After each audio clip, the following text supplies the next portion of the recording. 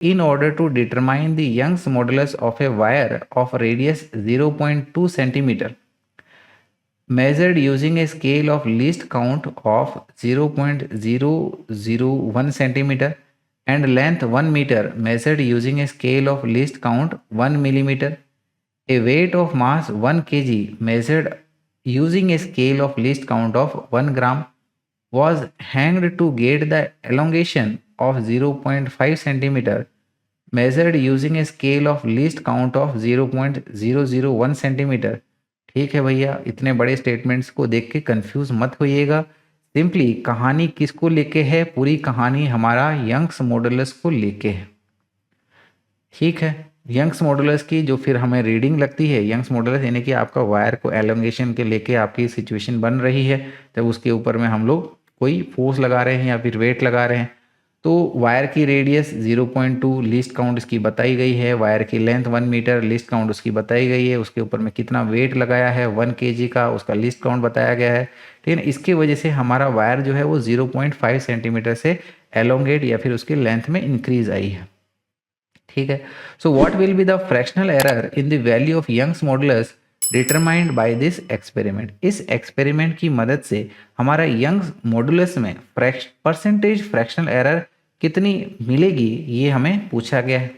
तो dear students, Young's modulus की बात हो रही है तो यंग्स मॉडुलस का फॉर्मूला हमारा होता है फोर्स, ठीक है ना, applied on the wire into initial या actual length of the wire upon में cross section area of the wire into change in length या फिर एलोंगेशन ऑफ द वायर। तो फोर्स यहाँ पर वेट लगाया है, ठीक है ना, 1 kg का मास, तो 1 kg के मास से वेट बनेगा mg into length of the wire upon में वायर हमारा सर्कुलर है जिसकी रेडियस इतनी बताई गई है और circular cross section area pi r square हो जाएगा और एलोंगेशन डेल्टा एल, इसको स्मॉल एल से हम लोग यहाँ पर मेंशन कर रहे हैं और कुछ नहीं। तो हमें यहाँ पर percentage fractional error in Young's modulus y बताना है। So it will be delta y upon में y into 100 is equal to, right, अब मास में fractional error that is delta m upon में m प्लस लेंथ में fractional error delta l upon में l plus radius में fractional error यहाँ पर r square है तो ये सामने 2 ले लो, डेल्टा r अपॉन में r plus fractional error in elongation it is delta l upon में l और परसेंटेज में पूछा गया है तो मल्टीप्लाइड बाय 100 कर दीजिए। ठीक है, इज इक्वल टू, ठीक है, अब वैल्यूज पुट कर लीजिएगा।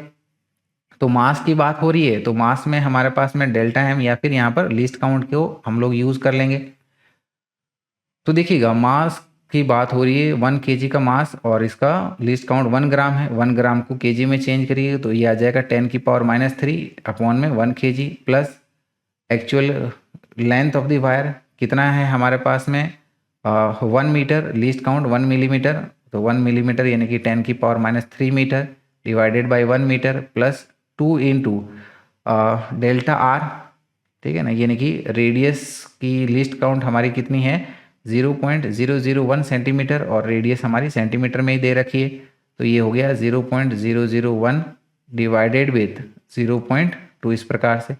प्लस डेल्टा एल एलोंगेशन के लिए क्या बोला गया है, लिस्ट काउंट है इसकी 0.001 सेंटीमीटर और मेजर्ड वैल्यू है 0.5 तो ये आ जाएगा 0.001 डिवाइडेड विथ 0.5 इंटू ये 100 यानी कि परसेंटेज एरर आ जाएगा। सो दिस विल बी, ठीक है ना, ये देखिए 10⁻³ डिवाइडेड बाई 1 इंटू 100 करेंगे तो ये आ जाएगा हमारा 1/10। इसी प्रकार से अगला वाला टर्म भी हमारा 1/10, फिर ये आ जाएगा 1 और ये वाला टर्म बन जाएगा 1/5। एलसीएम ले लो, एलसीएम हमारा डिनोमिनेटर 10 आ जाएगा तो ये आ जाएगा 1 + 1 और ये बन जाएगा 10 प्लस ये बन जाएगा हमारा 2 डिवाइडेड विथ 10 हो गया तो 1 + 1 + 10 + 2 यानी कि ये आ गया 14 डिवाइडेड बाई 10 यानी कि ये बन गया 1.4% एज आवर आंसर। तो सही answer as per our option D is 1.4%, right.